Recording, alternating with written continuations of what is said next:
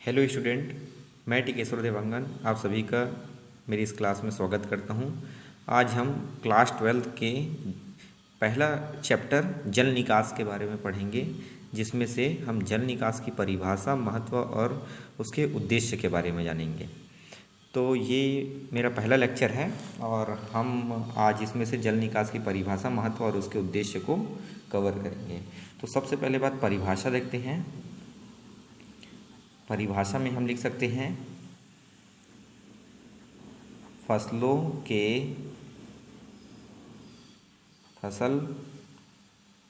उत्पादन में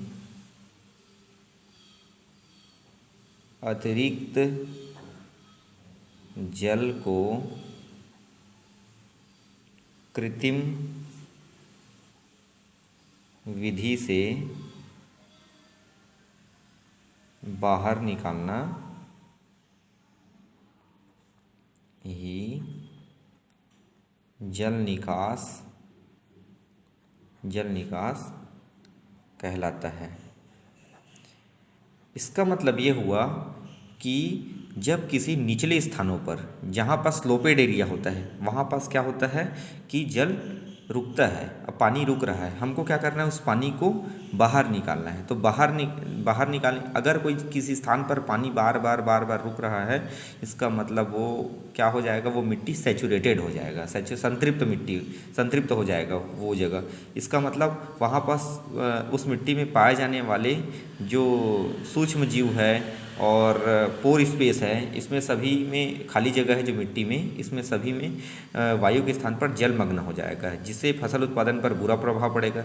इसके लिए हमको मिट्टी से जो पानी है उसको बाहर निकालना पड़ेगा। तो इसको कहते हैं जल निकास। तो इसकी परिभाषा है फसल उत्पादन में अतिरिक्त जल को कृत्रिम विधि से बाहर निकालना ही जल निकास कहलाता है। या फिर हम इसको इस तरीके से भी बोल सकते हैं, इसके डेफिनेशन को हम इसको ड्रेनेज का डेफिनेशन हम इस तरीके से भी दे सकते हैं।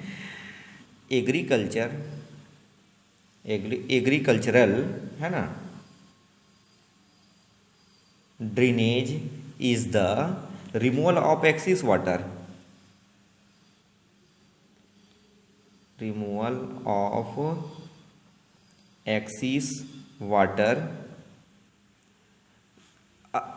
Agriculture drainage is the removal of excess water, मतलब अतिरिक्त जल को बाहर निकालना है, ये इसलिए रिमूवल ऑफ एक्सेस वाटर, या फिर इसी को फ्री वाटर भी कहते हैं, तो नोन एज फ्री वाटर, या फिर ग्रेविटेशनल गुरुत्वीय जल भी कहते हैं इसे, तो gravitational water from the surface or below the surface of the farmland। कहाँ से निकालना है, फार्मलैंड। तो इस प्रकार से अभी हम इसका डेफिनेशन लिख सकते हैं। आपको जो सरल लगे आप वो याद रखें, परीक्षा में वो लिखें। मैं दोनों डेफिनेशन बता दिया हूँ। पहला तो फसल उत्पादन में अतिरिक्त जल को कृत्रिम विधि से बाहर निकालना ही जल निकास कहलाता है। और ड्रेनेज यानी जल निकास होता है, इसकी परिभाषा हम इस प्रकार से देख सकते हैं। Agriculture drainage is the removal of excess water known as free water और gravitational water from the surface और below the surface of the farm land.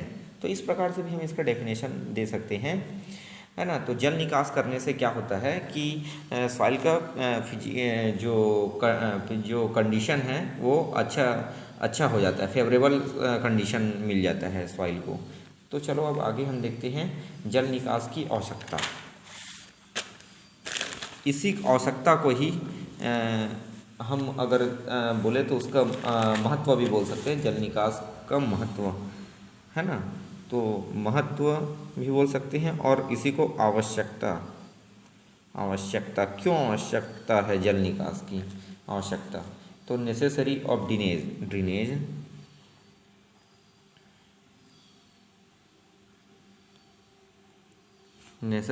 Necessary of drainage या नेसेसिटी भी बोल सकते हैं इसको, नेसेसिटी ऑफ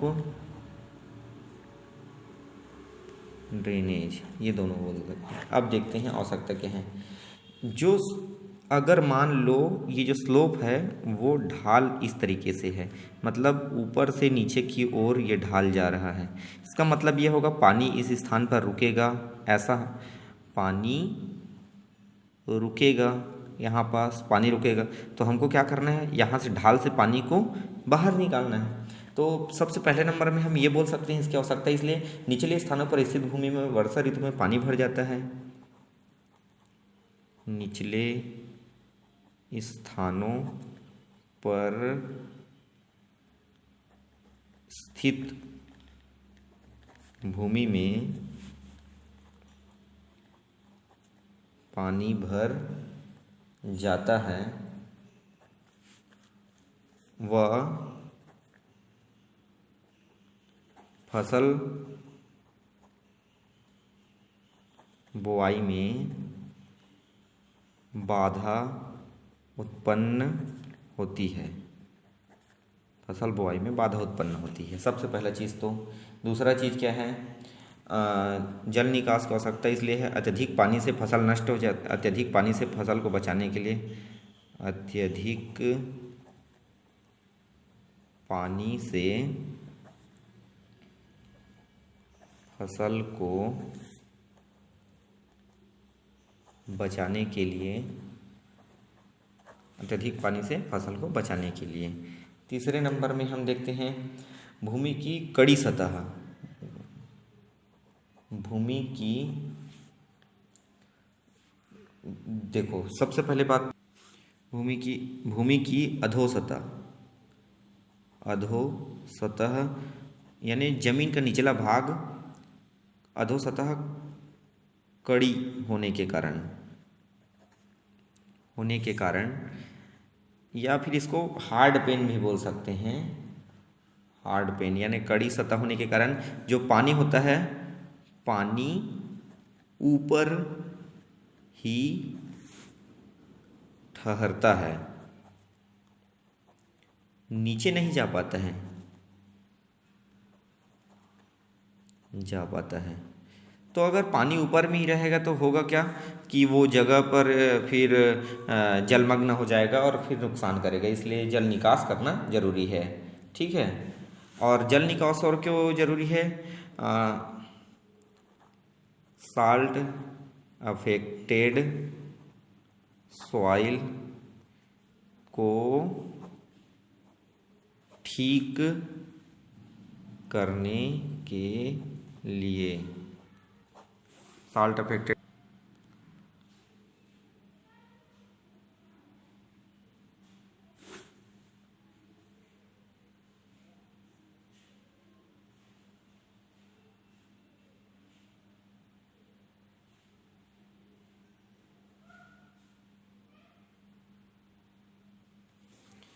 साल्ट। उसके बाद से देखते हैं, उसके बाद से है अचानक वर्षा हो जाने से अतिरिक्त जल को बाहर निकालने के लिए, अचानक वर्षा होने पर अतिरिक्त जल को बाहर निकालने के लिए जल निकास की आवश्यकता होती है। अब जल निकास के उद्देश्य, जल निकास के उद्देश्य, जल निकास के उद्देश्य, तो क्या क्या उद्देश्य होने चाहिए जल निकास के, क्यों क्या उद्देश्य हैं जल निकास के, देखते ये बोर्ड में 12th में ये 5 नंबर में आता है ये क्वेश्चन, इसको 5 नंबर में पूछा जाता है। तो आप लोग याद रखेंगे, स्टार लगा दिया हूँ भाई इसको, जल निकास के उद्देश्य को। तो उद्देश्य क्या है, सबसे पहले तो याद रखना है, पहले नंबर में भूमि की भौतिक दशा है ना, तो भूमि की भौतिक दशा में सुधार होता है, ये मोस्ट टाइम भी है। भूमि की भौतिक दशा में सॉइल की फिजिकल प्रॉपर्टी में इम्प्रूवमेंट होता है। क्यों होता है? क्योंकि फ्री एक्सिस वाटर या रन ऑफ वाटर को अगर हम बाहर निकाल लेते हैं तो बाहर निकालने से होता ये है कि वहाँ पाए जाने वाले सॉइल में पाए जाने वाले बेनिफिशियल जो बैक्टीरिया होते हैं वो क्रियाशील हो जाते हैं, जिससे फसल के उत्पादन पर अच्छा प्रभाव पड़ता है। तो ये इस तरीके से, और जो सॉइल के जो प्रॉपर्टी होते हैं अधिक जल के निकल जाने से उसमें खाली जगह फिर से बनता है, जिससे एरिएशन अच्छा होता है और भौतिक दशा सुधरती है। ठीक है, तो उसके बाद से सेकंड है भूमि के भौतिक दशा सुधार के बाद दूसरा है समुचित वायु संचार। तो अगला है समुचित वायु संचार। समुचित वायु संचार, समुचित, देखिए आप इस चीज़ को समझिए। ये मान लीजिए सॉइल है तो इसमें 45% खनिज पदार्थ होता है। कितना? 45% होता है। 5% जो है वो कार्बनिक पदार्थ होता है। ठीक है, और 25% जो होता है वायु होता है, वायु, और 25% जल होता है। तो क्या होता है कि अब हमको समझना है कि खनिज पदार्थ, कार्बनिक पदार्थ, वायु और जल, तो ये 25-25 के रेशियो में रहते हैं, तभी मिट्टी सही रहती है। तो समुचित वायु संचार का मतलब ये हुआ कि अगर मान लो लगातार पानी भरा हुआ है किसी जगह पर, तो ये फ्लडेड कंडीशन हो जाएगा, मतलब कि बाढ़ग्रस्त हो जाएगा, और वहाँ के वायु जो हैं लगातार, देखो, लगातार पानी भरे रहने से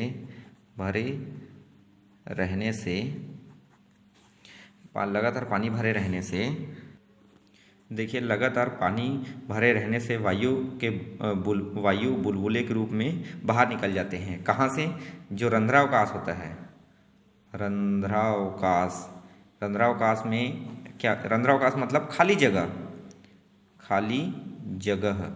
ये रंध्रावकाश में उपस्थित, मतलब कि ये रंध्रावकाश मतलब क्या होता है? ये खाली जगह होता है इसका मतलब, और या फिर इसको खाली जगह भी, यहाँ से में जो वायु उपस्थित रहते हैं वो बाहर निकल जाए। देखिए 45% खनिज पदार्थ है, 5% कार्बनिक पदार्थ है, और ये 50% रंध्रावकाश यानी खाली जगह होता है। इसमें से 25% में वायु होता है, 25 में जल होता है। तो यहाँ जो वायु होते हैं वो बुलबुले के रूप में बाहर निकल जाते हैं। अगर पूरा जलमग्न हो जाएगा मृदा तो ये क्या करता है? नुकसान करता है। तो अगर हम जल निकास करेंगे तो वायु संचार अच्छे से बना रहता है। उसके बाद से तीसरा भूमि दलदल ना होने देना। जल निकास करने से भूमि में दलदल न होने देना, यानी भूमि दलदली होने से बच जाती है जल निकास करने से। उसके बाद है मृदा का तापक्रम बनाए रखना। चौथा है मृदा का तापक्रम बनाए रखना। इसका मतलब ये हुआ कि अगर जल निकास नहीं करेंगे तो तापक्रम जो है वो नीचे चले जाता है, जिससे लाभदायक बैक्टीरिया की गतिशीलता रुक जाती है, फिजिकल कंडीशन खराब हो जाती है। इसके लिए जल निकास कर देने से मृदा का तापक्रम बना रहता है, जिससे लाभदायक जीवाणुओं की क्रियाशीलता बनी रहती है। और उसके बाद है कृषि क्रियाएं समय पर की जा सकती हैं। कृषि क्रियाएं समय पर की जा सकती हैं। कृषि क्रियाएं समय पर की जा सकती हैं। अगर पानी ज़रूरत से ज़्यादा रहेगा तो हमारे इम्प्लीमेंट कैसे काम करेंगे, हमारे प्लाऊ कैसे काम करेंगे, हम जोताई कैसे करेंगे? तो ये कृषि क्रिया, अगर जल निकास कर देंगे तो ये कृषि क्रिया समय पर की जा सकती हैं। उसके बाद एक दो अच्छा टॉपिक और बता देता हूँ। डिनाइट्रिफिकेशन को रोकना। डिनाइट्रिफिकेशन को रोकना। डिनाइट्रिफिकेशन या इसी का अनाइट्रीकरण भी कहते हैं। ये इसमें क्या होता है, नाइट्रोजन का लॉस हो जाता है और नाइट्रोजन जो है एटमॉस्फेयर में चले जाता है। तो जल निकास को, जलमग्न मृदा में ही डिनाइट्रिफिकेशन की प्रॉब्लम होती है। लॉस ऑफ नाइट्रोजन का लॉस होता है और इसमें जल निकास कर देने से ये डिनाइट्रिफिकेशन की समस्या रुक जाती है। तो चलो ठीक है, आज का क्लास हम यहीं तक करते हैं। Thank you.